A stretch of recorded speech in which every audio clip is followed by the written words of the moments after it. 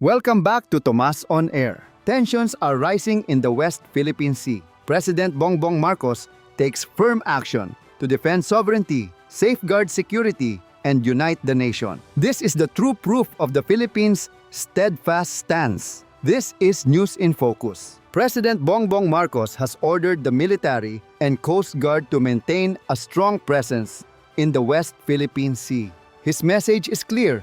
The Philippines' maritime territory is non-negotiable. Hindi naman nagbabago because continuing to defend strongly our territory is not mutually exclusive from being a friend to all and an enemy of none. Wala naman talaga tayong kinakalaban eh. Lahat naman kinakaibigan natin. Pero ipagtatanggol natin ang soberanya ng Pilipinas, ipagtatanggol natin ang teritoryo ng Pilipinas. You can do both. You don't have to choose one or the other.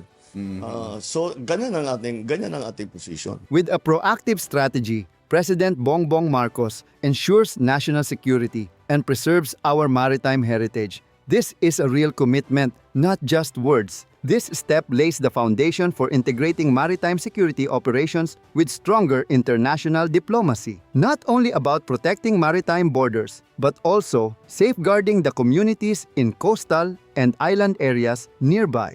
If you think about it, if there is an all-out war, then we will be drawn into it. And I assure you with the greatest hesitation, but we will have to defend our territory and our sovereignty. The main focus is not only to defend the territory, but also to protect Filipinos who live and work in these waters. President Bongbong Marcos is fully committed to ensuring the safety of the people, from fishermen to families living in coastal areas, while sending a firm message to the world that the Philippines will never back down.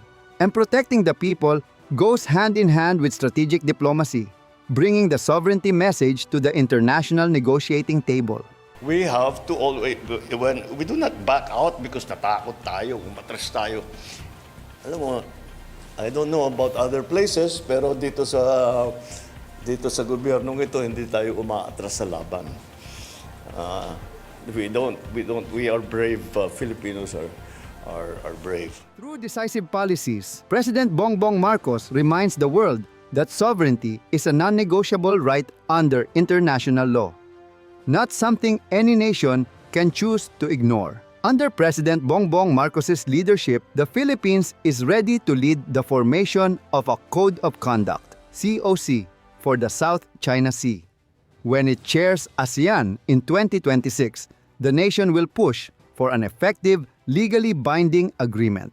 Philippine diplomats have stated that ASEAN and China are politically committed to finalizing a binding code by 2026, when the Philippines holds the ASEAN chairmanship. Media also confirm that the Philippines will spearhead the drafting of the COC in 2026. However, all these major policies will only matter if the people stand together, united in the same vision. Our uniformed personnel, the Navy, the Coast Guard, the Army, the Marines, all of them, the Air Force, all of them are pledged.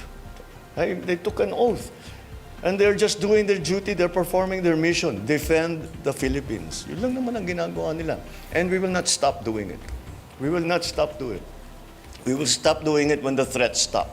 Tigil na yung mga threat, we can all sit more safely at home and mas magiging magaan ang kalooban natin kapag ganun ang sitwasyon. In every speech, President Bongbong Marcos calls on the people to unite under one vision, a strong, secure, and sovereign Philippines. Unity is the key. As the father of unity, President Bongbong Marcos leads with firmness and example, uniting the people in the face of global challenges. And this unity strengthens the final step, proving that sovereignty is a commitment, not just a word.